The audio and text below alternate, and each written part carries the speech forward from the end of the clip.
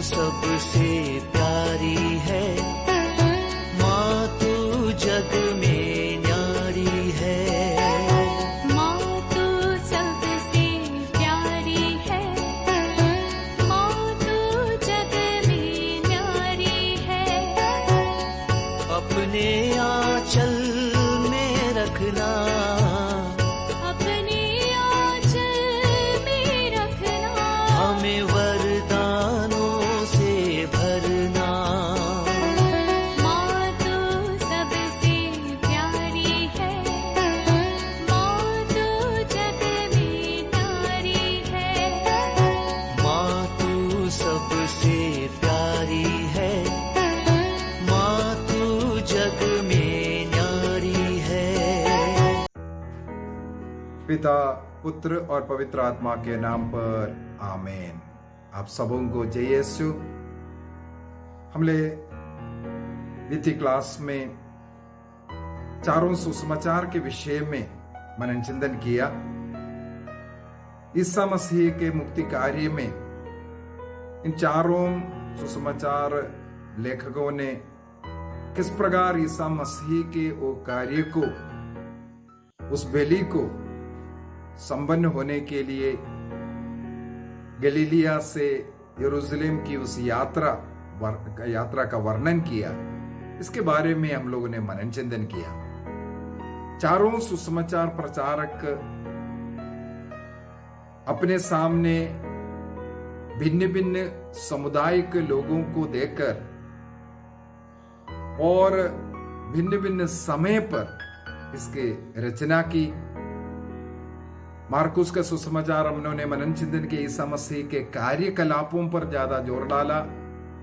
तब मत्ती ईसा मसीह के भाषणों पर जोर डाला और लूकस ने दृष्टांतों पर जोर डाल करके दृष्टांतों के सहारे कितना पढ़ाया, ऐसा गुरु के विषय में।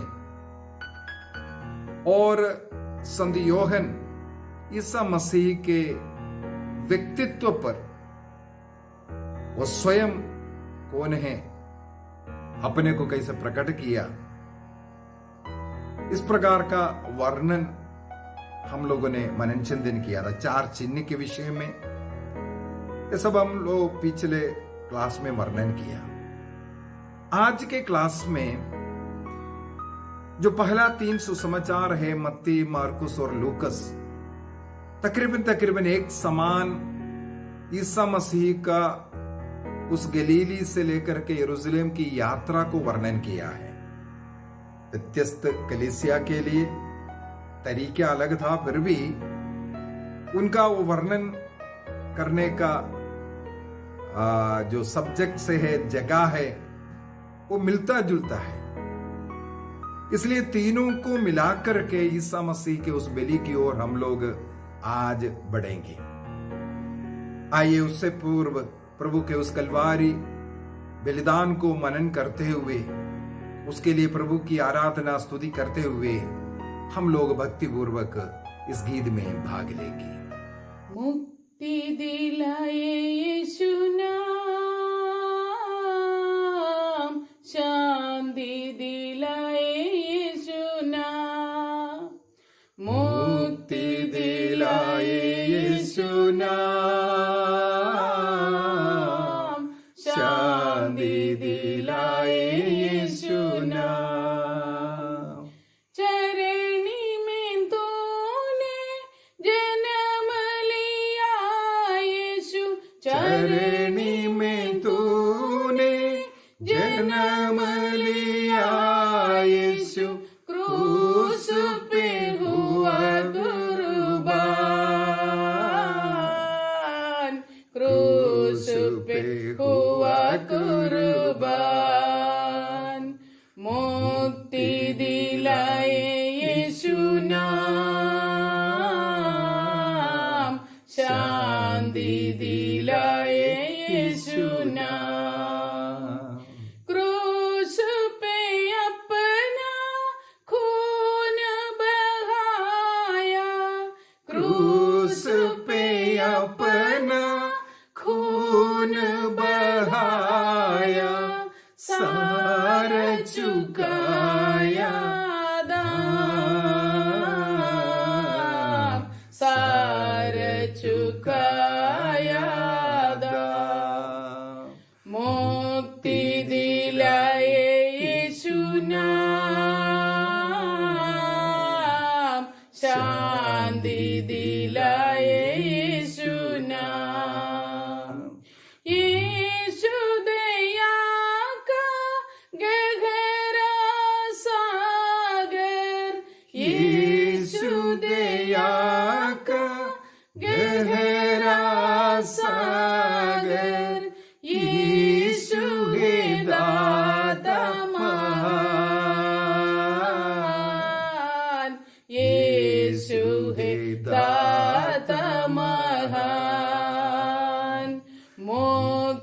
दिलाए यीशु नाम,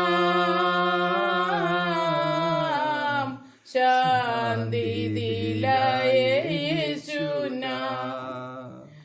हम सबके पापों को मिटाने, हम सबके पापों को मिटाने यीशु हुआ बलिदान, यीशु हुआ बलिदान। मुक्ति दिलाए यीशु नाम, शांति दिलाए यीशु नाम। मुक्ति दिलाए यीशु नाम, शांति दिलाए यीशु नाम। हे प्यारे प्रभु यीशु, हम तेरी स्तुति करते हैं, तेरी आराधना करते हैं, जय जयकार करते हैं। हे प्यारे प्रभु यीशु, हम सारे हृदय से, सारे मन से, सारे बुद्धि और शक्ति से आपको प्यार करते हैं। हम आप में विश्वास करते हैं प्रभु। हम आपके साथ सहने, जीने, प्यार करने, सब कुछ के लिए तैयार हैं प्रभु। हे प्यारे प्रभु यीशु, हमारे हृदय में आइए, हमारे मन में आइए प्रभु। आज के इन वचनों को मनन चिंतन करने, उसको समझने और उसके अनुसार अपने जीवन में बदलाव लाने की कृपा हमें प्रदान कीजिए प्रभु। यीशु आइए, यीशु आइए, यीशु आइए, यीशु आइए। सबों को जय यीशु। तो आज हम लोग प्रभु यीशु मसीह का उस पब्लिक लाइफ कैसे शुरू हुआ, करीब 3 वर्षों का उस समय प्रभु यीशु मसीह ने लोगों को कैसे तैयार किया और अंत में लोगों के लिए अपना प्राण अर्पित कर, वो बलि अर्पित कर हमारे लिए एक आनंद जीवन प्रदान किया। इस पर मनन चिंतन करेंगे। यीशु मसीह सबसे पहले अपने लिए कुछ चेले लोगों को इकट्ठा किया। अपने लिए सबसे पहले एक शिष्य समूह की गणना की। हम लोग बोल सकते हैं 72 शिष्यों का एक समुदाय था। केवल उतना ही नहीं था, अनेकों ऐसा गण रहा होगा, क्योंकि लूकस के सुसमाचार अध्याय 8 में और ईसा मसीह के क्रूस के पास जो देखने वाले अन्य महिलाओं के विषय में लिखा है, ईसा मसीह के साथ गलीलिया से क्रूस तक, यरूशलेम, वहां तक चलने वाले, उनकी सेवा शुश्रूषा करने वाले, इन 3 वर्ष उनके साथ चलने वाले महिलाओं के विषय में। तो ईसा मसीह ऐसे शिष्य गणों को सबसे पहले इकट्ठा किया, उन्हें सिखाना, स्वर्ग राज्य के विषय में उसका मर्म, रहस्य उन्हें समझाना शुरू किया। इसके बाद उन 72 लोगों में से ईसा मसीह ने 12 लोगों को अलग किया और उन्हें प्रेरित नाम डाला। ईसा मसीह को जहां जहां जाना था, जिस गांव, जिस शहर में जाना था, पहले इन लोगों को 2-2 कर करके भेजना शुरू किया, जगह तैयार करने के लिए। ऐसा नहीं भेजा, ऐसा चुना भी नहीं। यदि हम मार्कुस का सुसमाचार उसके अध्याय 3 वाक्य 14 और 15 को पढ़ेंगे, वहां पर 3 कारण लिखा है। सबसे पहला कारण है, ईसा मसीह ने उन 12 को इसलिए चुना उनके साथ रहने के लिए। चुने हुए लोग मसीह के साथ रहने वाला होना चाहिए। उनका दृष्टि संसार की ओर नहीं, संसार की वस्तुओं के साथ नहीं, उनका दृष्टि हमेशा मसीह के साथ रहना जरूरी है। मसीह के साथ रहने के लिए चुना जाता है। दूसरा, मसीह ने उन्हें एक कुछ अधिकार दिया, शक्ति दी। लूकस के सुसमाचार अध्याय 9 वाक्य 1 और 2 में भी ये 12 को कैसे प्रेषण किया करके लिखा है, कैसे भेजा है। उन्हें चुनने के बाद सबसे पहले शैतान पर उन्हें अधिकार दिया, रोगियों को चंगा करने का सामर्थ्य, शक्ति उन्हें दिया। इसके बाद उन्हें सुसमाचार की घोषणा करने के लिए भेजा, अर्थात सुसमाचार की घोषणा में उन्हें रोगियों को चंगा करना है, अपतुतों को निकालना है, भगाना है, क्योंकि मसीह का आगमन का उद्देश्य शैतान का हर कार्य को समाप्त करना है। हालेलुया। इसके बाद हम लोग देखते हैं ईसा मसीह धीरे धीरे अपने चिन्ह चमत्कार के द्वारा लोगों के बीच में कार्य करने लगे, रोगियों को चंगाई देते हैं, मृतकों को जिलाते हैं। इस प्रकार वो यरूशलेम की ओर आगे बढ़ते हैं। वो उनके सभागृहों में जाकर के उपदेश दिया करते थे। इसके बाद ईसा मसीह अपना कुछ ऐसे ऐसे समुदाय की सृष्टि करना शुरू किया। मैं आज उस पर थोड़ा ज्यादा जोर डालना चाहूंगा। मसीह अपना बलि अर्पित करने के पूर्व में कैसे लोगों को तैयार किया। सबसे पहले हमने मनन चिंतन किया, शिष्य लोग, उनमें से प्रेरित लोग। इसके बाद जन समुदाय को भी उन्होंने इकट्ठा किया। मत्ती के सुसमाचार के अनुसार ऐसे 3 जगह है हम लोग देखते हैं ईसा मसीह समूह से, समुदाय से, जहां वो कार्य कर रहा था, बातें कर रहा था, वहां से पीछे हटने के विषय में। जहां कहीं भी वो पीछे हटा, इसके तुरंत बाद कोई एक बड़ा घटना प्रभु ने किया, कोई बड़ा एक कार्य प्रभु ने किया। हम लोग इसलिए मत्ती के सुसमाचार उसके अध्याय 14 को खोलते हैं। मत्ती का सुसमाचार अध्याय 14, वहां पर वाक्य 13 में लिखा हुआ है, ईसा मसीह को योहन बपतिस्ता का शहादत का, हत्या का खबर मिल गया। यह सुनने के बाद ईसा मसीह वहां से हट गए, वो अपने को विद्रोह कर दिया करके लिखा है। इसका मतलब इसके आगे कुछ ना कुछ एक बड़ा घटना होने वाला है। आगे हम लोग क्या देखते हैं, वो वहां से चला तो गया, लेकिन उनके पीछे पीछे वो पहुंचने के पहले ही लोग, जन समुदाय, बहुत बड़ा जन समूह को इस मसीह ने वहां पर देखा, जहां वो हट करके जा रहा था। उन लोगों को देख करके वाक्य 14 में लिखा है, मसीह को तरस आया। उन्होंने उनके कई रोगियों को चंगा किया, और वो निर्जन प्रदेश जहां मसीह हट कर गया था, वहां लोग इकट्ठा हो गया। उनके ऊपर तरस खा करके अपने शिष्य समुदाय से कहते हैं, उन्हें भोजन दीजिए, उन्हें खाने के लिए दीजिए। शिष्य लोग आग्रह किया, उनको भेजो, गांव में जाकर के, बस्तियों में जाकर के उनको खाना खाने दो। लेकिन मसीह वाक्य 16 में लिखा है, तुम लोग ही उन्हें खाना दे दो। मसीह को मालूम है वो क्या करने जाने वाला है। इसके बाद वह एक रोटियों का चमत्कार किया। 5 रोटी और 2 मछलियों से, बाइबल के अनुसार वहां पर वो भीड़ था 5000 पुरुष, केवल पुरुषों की संख्या है।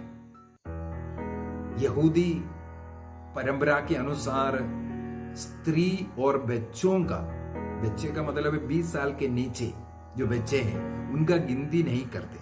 स्त्री और बच्चों का गिनती नहीं करते। केवल युद्ध के लिए सक्षम जो पुरुष लोग हैं, केवल उन्हीं का गिनती की जाती है। उनकी संख्या 5000 था। अर्थात वहां भोजन करने के लिए कम से कम 20, 25, 30 हजार लोगों का भीड़ था।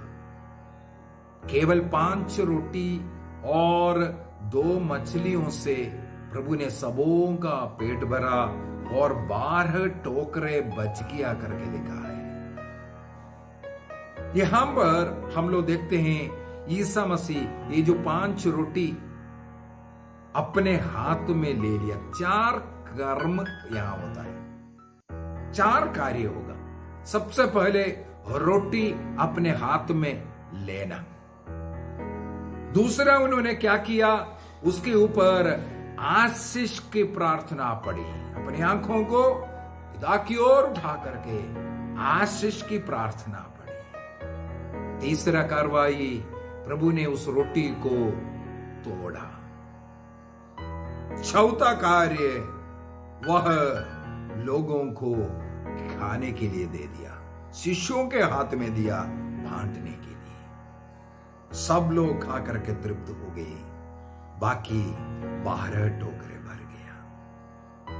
लोगों ने एक बहुत बड़ा चमत्कार इसके द्वारा देखा। इसके द्वारा बहुत लोग ईसा मसीह में विश्वास किया। अभी ये कौन समुदाय था वहां पर मसीह को सुनने के लिए? इस पाठ से हम लोगों को पता चलता है, सबसे पहला सबूत है वो जो प्रांत, वो जगह यहूदी लोग बसने वाला गांव था पास में। दूसरा सबूत है प्रभु ने उस रोटी को लेकर आशीष की प्रार्थना पड़ी। भोजन करने के पूर्व में आशीष की प्रार्थना यहूदी लोग किया करते हैं। अगला हम लोग एक और देखेंगे, वहां पर धन्यवाद की प्रार्थना पड़ी करके लिखा है। कोई गैर यहूदी लोगों का एक रीति रिवाज है ईश्वर को उस रोटी के लिए, भोजन के लिए धन्यवाद देते हुए प्रार्थना करना। तो यहां पर आशीष की प्रार्थना पड़ी। इससे भी हमें पता चलता है ये जन समुदाय यहूदी लोग था। एक और है चिन्ह है, यहां पर बचा हुआ जो टोकरे हैं 12 टोकरे। ये 12 संख्या यहूदियों का 12 गोत्र का चिन्ह है। और जो टोकरे लिखा हुआ, इसको ग्रीक भाषा में वहां पर कोफिनोस लिखा है। ये जो टोकरा, कोफिनोस जो टोकरा है, वो यहूदी लोग अपना भोजन लेकर के चलने वाले वो टोकरे का नाम है कोफिनोस। तो यूनानी भाषा का वो शब्द फिर से हम लोगों को इस समुदाय, यहूदी समुदाय थे करके हमें पता चलता है। इसका मतलब प्रभु ने ये चमत्कार 5 रोटी और 2 मछलियों का ये चमत्कार यहूदी समुदाय के बीच में किया था, यहूदियों के बीच में किया था। इस प्रकार अनेकों यहूदी लोग ईसा मसीह में विश्वास किया, उनका फॉलोवर बना। अर्थात ईसा मसीह ने इस चमत्कार के द्वारा अपने लिए एक यहूदी कलीसिया का निर्माण किया, यूकरिस्तीय कलीसिया का निर्माण किया। क्योंकि यूकरिस्तिक स्थापना, पवित्र परमप्रसाद की स्थापना के समय पर भी जो रोटी लेकर के जो 4 कार्य यहां पर किया, जो रोटी लेना, आशीष की प्रार्थना पढ़ना या धन्यवाद की प्रार्थना पढ़ना, उसको तोड़ना और उसको देना, ये 4 कार्रवाई हर जगह पर हमें मिलता है। तो यहां पर भी प्रभु ने वही किया। अर्थात ईसा मसीह ने यहां पर एक यहूदी कलीसिया, यूक्रिस्तीय कलीसिया की स्थापना की। हालेलुया।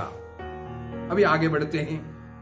प्रभु ईसा मसीह का दूसरी बार जो हटना है वो अध्याय 15 में मिलेगा। अध्याय 15 वहां पर वाक्य 21 से जब हम लोग पढ़ेंगे, वहां पर लिखा है ईसा ने वहां से विदा होकर तीरूस और सिदोन प्रांतों के लिए प्रस्थान किया। वहां जो कार्य कर रहा था, जो बातें कर रहा था, जो सिखा रहा था, उससे रुका, वो हट गया, वहां से वो दूसरी जगह की ओर चल पड़ा। इसका मतलब है तुरंत उस जगह पर कुछ ना कुछ और एक बड़ा कार्य होने वाला है। मसीह सीदोन और तीरुस प्रांतों में गया। वहां गैर यहूदियों का स्थान है, गैर यहूदी रहने वाला जगह है। इसके बाद आगे हम लोग वाक्य 32 से पढ़ते हैं ईसा मसीह का रोटियों का दूसरा चमत्कार। दूसरा चमत्कार, वहां पर ईसा मसीह के हाथ में उन लोगों ने 7 रोटी और थोड़ी सी छोटी सी मछलियां दी। मछलियों की संख्या नहीं, थोड़ी सी है, वो भी छोटी मछलियां हैं। रोटियां 7 रोटी दी। यहां पर भी हम लोग देखते हैं ईसा मसीह ने वो 4 कार्रवाई किया। सबसे पहले अपने हाथों में रोटियां ले लिया। इसके बाद उस पर उन्होंने धन्यवाद की प्रार्थना करी। तीसरा, उन रोटियों को तोड़ा। चौथा, शिष्यों को दे करके लोगों को खिलाया। यहां पर पुरुषों का संख्या, जब लोग जो इकट्ठा हुआ, उनमें से 4000 पुरुषों का संख्या था। इस प्रकार मैंने पहले कहा केवल पुरुषों का गिनती किया जाता है, वो भी 20 साल से 60 साल के बीच में जो युद्ध के लायक है उनकी गिनती की जाती है यहूदी परंपरा के अनुसार। तो 4000 पुरुषों की गिनती यहां किया गया, और बाकी कितने लोग हैं, कम से कम यहां पर भी हम लोग मनन चिंतन कर सकते हैं, कम से कम 15-20 हजार लोगों को प्रभु ने रोटी खिलाया।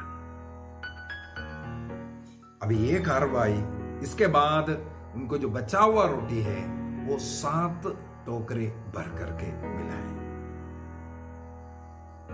यहां पर जैसे पहले बोला था, रोटी का आशीष के जगह पर यहां धन्यवाद लिखा है। गैर यहूदी लोग भोजन के पहले धन्यवाद की प्रार्थना करना, प्रभु को धन्यवाद देते हुए, इसको दर्शाता है। दूसरी बात है, यहां पर जो 7 टोकरे, 7 संख्या एक पूर्णता की संख्या माना जाता है। एक संख्या है, पूर्णता को दर्शाता है। यहूदी समुदाय का और बाकी जितने भी लोग हैं, उन सभी पूर्ण, सभी लोग, सभी दुनिया के लिए प्रभु ने ये चमत्कार करता हुआ। और यहां पर जो टोकरे लिखा, यूनानी भाषा में, ग्रीक भाषा में यहां स्पाइरिस शब्द इस्तेमाल किया है। स्पाइरिस टोकरे वो होता है जो गैर यहूदी लोग अपना भोजन लेकर के जाने वाले, रोटी लेकर के जाने वाले टोकरी का नाम है। गैर यहूदियों का टोकरी का नाम है स्पाइरिस। इससे हमें पता चलता है, और वो जो प्रांत गैर यहूदी एरिया था।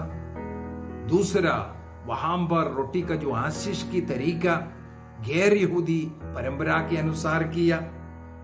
इसके बाद जो टोकरा बचा है, वो टोकरा भी गैर यहूदियों का टोकरा है। इससे हमें पता चलता है यहां पर ईसा मसीह ने अपने सामने गैर यहूदी लोगों का एक यूकरिस्तीय समुदाय की सृष्टि की। हालेलुया।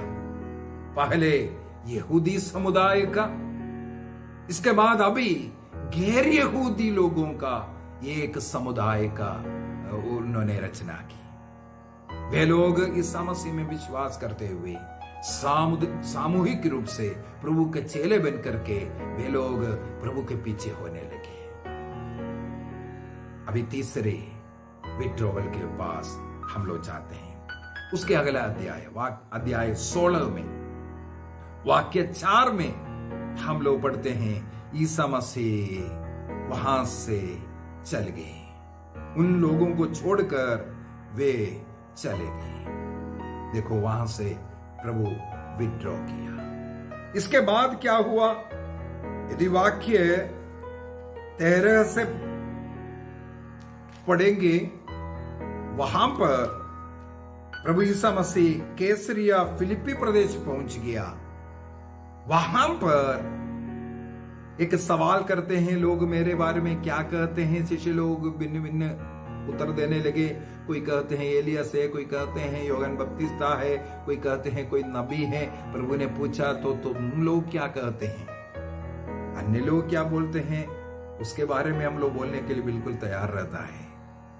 हम क्या विश्वास करते हैं? मेरे लिए यीशु कौन है? मेरे जीवन में मेरे यीशु का क्या महत्व है, हमें यह बताना जरूरी है। यहां पर प्रभु ने यही पूछा, तुम लोग क्या कहते हैं मेरे बारे में, क्या कहते हैं? तुरंत पेतरुस उत्तर देते हैं, आप मसीही है, जीवंत ईश्वर के पुत्र है। तब ईसा मसीह उनसे उत्तर देते हैं, सिमोन योन के पुत्र, योनस के पुत्र, तुम धन्य हो, क्योंकि किसी निरे मनुष्य ने नहीं बल्कि मेरे स्वर्गीय पिता ने तुम पर प्रकट किया है। इसके बाद वाक्य 18 एवं 19 के द्वारा ईसा मसीह ने एक बहुत बड़ा कार्य किया। ईसा मसीह वहां से विद्रोह होने के बाद, विदा होने के बाद यही बड़ा कार्य किया।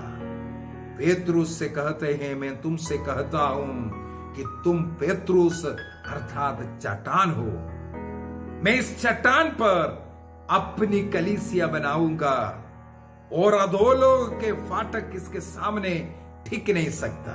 वाक्य 19, मैं तुम्हें स्वर्ग राज्य की कुंजियां प्रदान करूंगा। तुम पृथ्वी पर जिसका निषेध करोगे, स्वर्ग में भी उसका निषेध रहेगा, और पृथ्वी पर जिसकी अनुमति दोगे, स्वर्ग में भी उसकी अनुमति रहेगी।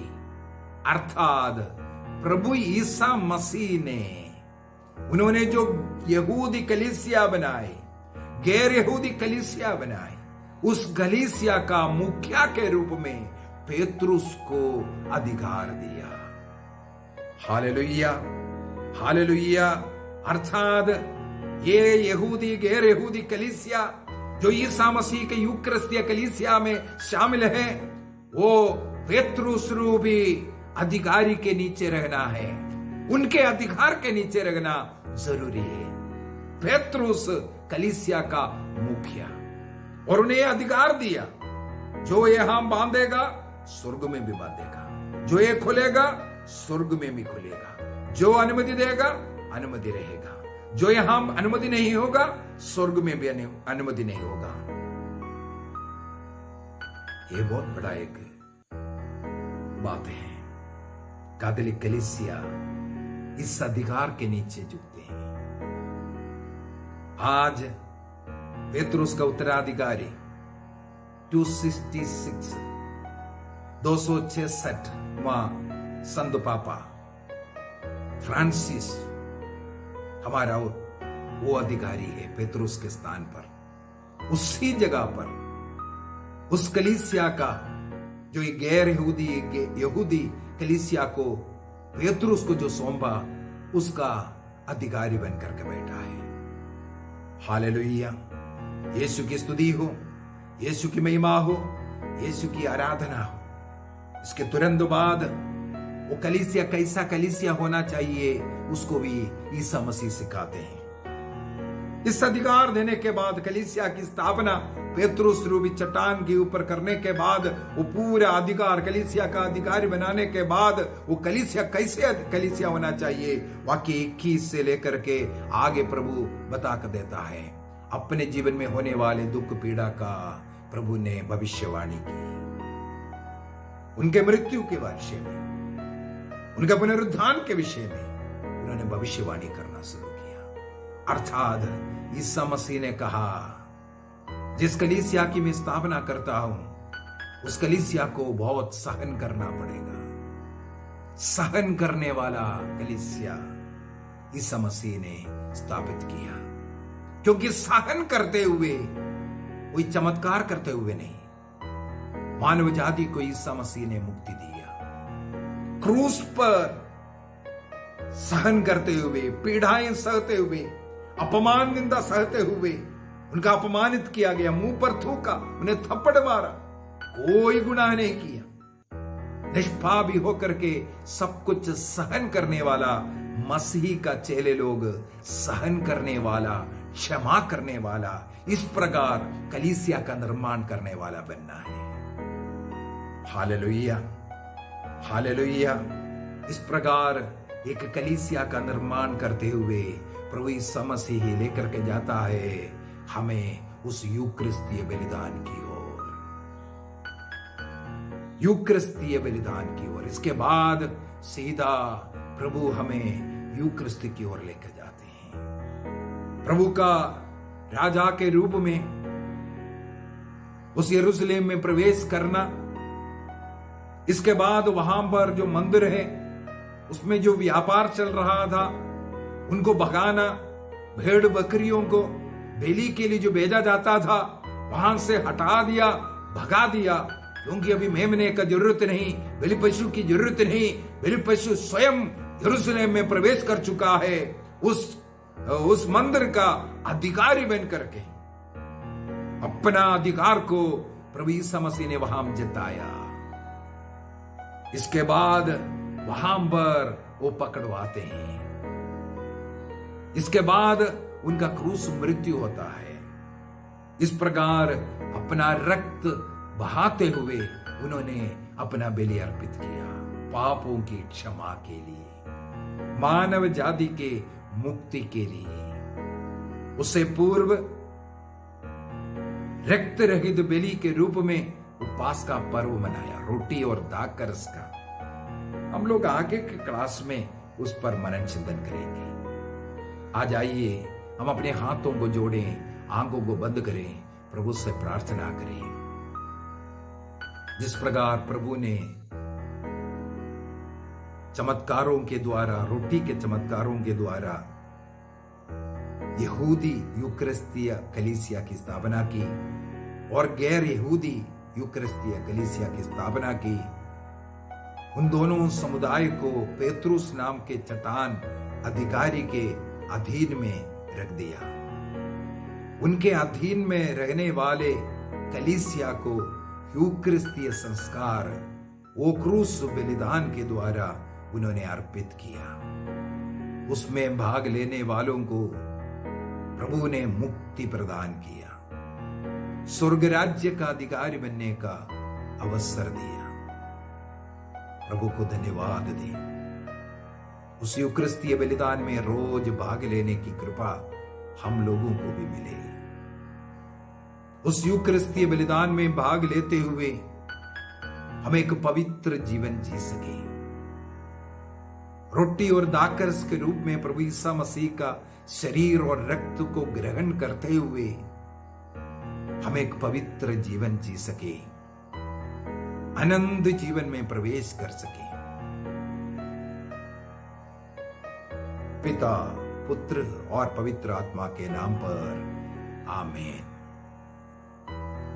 यदि आप लोगों ने इस चैनल को अभी तक सब्सक्राइब नहीं किया, कृपया सब्सक्राइब करते हुए, और आपको ये क्लास अच्छा लग रहे हैं तो आप कमेंट बॉक्स में कमेंट लिख दीजिए, लाइक कीजिए। यदि आपको अच्छा भी नहीं लगा है तब भी कमेंट बॉक्स में लिखिए आपको कौन सी बात अच्छा नहीं लगा, कौन सी बात गलत लग रहा है, या कौन सी बात आप और सुनना चाहते हैं। कई लोग मेरे पर्सनल व्हाट्सएप नंबर में और फोन करते हुए मेरे से बात करते हैं क्लास के विषय में। यदि आप लोग कमेंट बॉक्स में भी लिखेंगे वो अन्य लोगों को भी प्रेरणा देगा।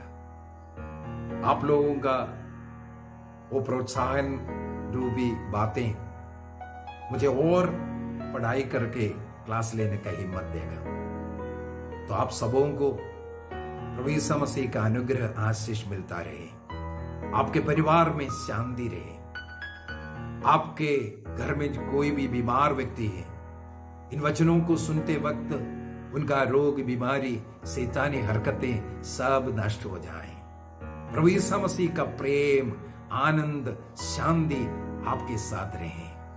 जय यीशु।